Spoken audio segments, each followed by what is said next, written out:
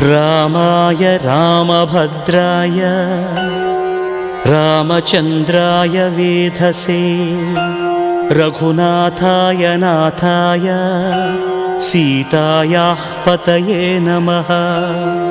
श्रीराम राम रघुनन्दन राम राम श्रीराम राम भरताग्रज राम राम श्रीराम राम रणकर्कश राम राम श्रीराम राम शरणं भव राम राम।